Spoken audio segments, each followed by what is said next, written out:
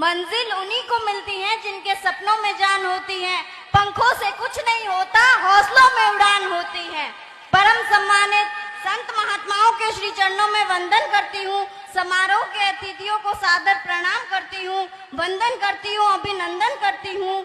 छोटे मुंह बड़ी बात करती हूँ कि हर फूल बाग में लगाए नहीं जाते, हर फूल बाग में लगाए नहीं जाते, हर लोग समारोह में बुलाए नहीं जाते।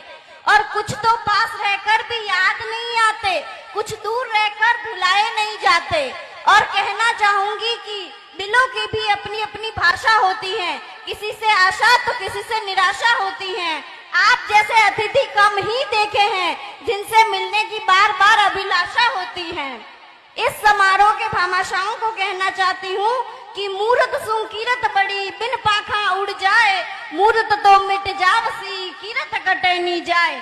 आपने अपनी गाड़ी कमाई का हिस्सा समारोह में देकर जो लाभ प्राप्त किया, वह बालक बालिकाओं का हौसला अफजाई किया, इसलिए आप सभी भामाशाहों को नमन करती हूँ।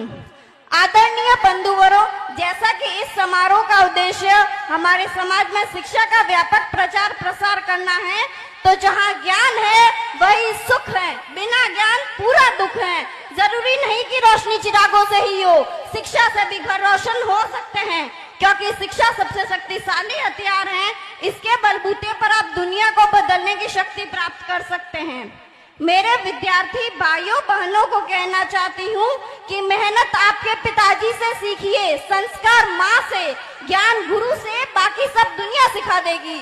साथियों, 21वीं सदी सूचना एवं प्रौद्योगिकी की सदी है, परस्पर प्रतिस्पर्धा की सदी है। नीत नहीं, चुनौतियां हमारे सामने हैं और ज्ञान का प्रतिफल विस्फोट हो रहा है। अतः हमारे समाज के छात्रों का किया जाए संवर्धन तो बन जाए राज्यवर्धन, खेल की रखे तेव तो बन जाए कपिल देव, करे अभ्यास निरंतर तो बन जाए सचिन तेंदुलकर, ये सभी युवा छोड़ दे ऐश तो बन जाए लिएंडर पेश।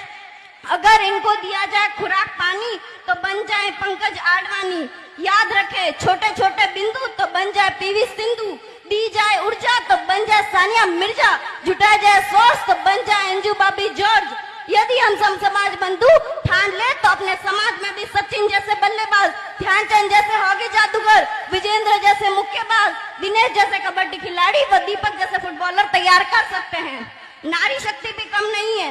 मिताली राज जैसी क्रिकेटर, सुनीता रानी जैसी धावक, अंजलि भागवत जैसी निशानेबाज, कल्पना चावला जैसी उड़न परी और मेरी कॉम जैसी मुक्केबाज, ऐसे कई उदाहरण हमारे सामने हैं जो हमें प्रेरणा देते हैं। आदरणीय बंधुवरों, जैसा कि इस समारोह का उद्देश्य हमारे समाज में शिक्षा का व्यापक प्रचार प्रसार करना है,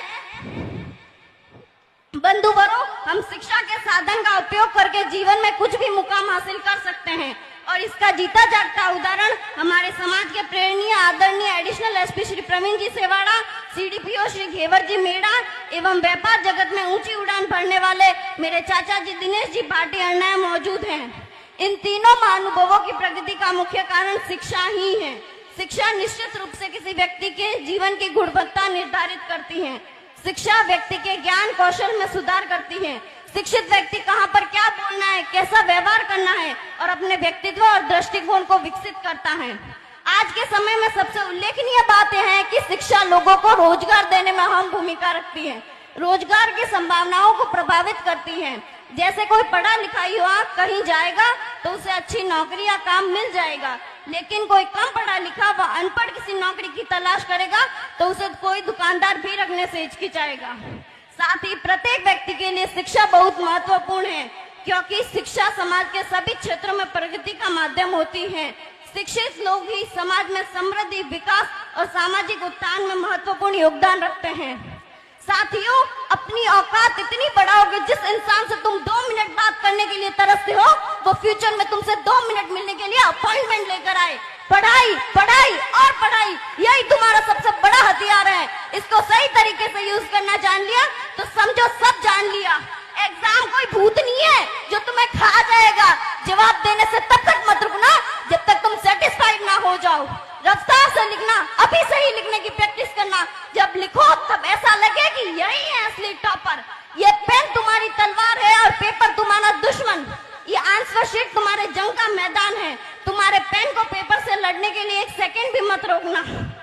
आंसर शीट के जंग के मैदान में रंग भरते रहना और इस चीज की फिक्र मत करना कि तुम्हें कौन सा क्वेश्चन आ रहा है, कौन सा नहीं आ रहा। साथियों, शिक्षा के साथ साथ आज के समय में हमारे समाज में घटते संस्कार हम सबको सोचने पर मजबूर कर रहे हैं। वो विशेषतः युवा पीढ़ी में घटते संस्कार आज की सबसे बड़ी दुखद बात है। और कहा भी है, शिक्षा है पर संस्कार कटे, घर मोटा है पर परिवार कटे, रिश्ता गणाई है पर प्यार कटे, और भोजन तो भरिया पड़ा है पर मनवार कटे। साथियों, संस्कारों से ही सामाजिक विकास संभव है। संस्कार हमारे परिवार और समाज के दर्पण होते हैं। संस्कारों से ही हमारा व्यक्तित्व और व्यवहार बनता है। हमारे जीवन में संस्कारों का सर्वाधिक महत्व, संस्कारों के द्वारा ही मनुष्य का चरित्र निर्माण होता है और विचारों के अनुरूप संस्कार, क्योंकि चरित्र ही वह दूरी है जिस पर मनुष्य का जीवन सुख, शांति और मान सम्मान को प्राप्त करता है।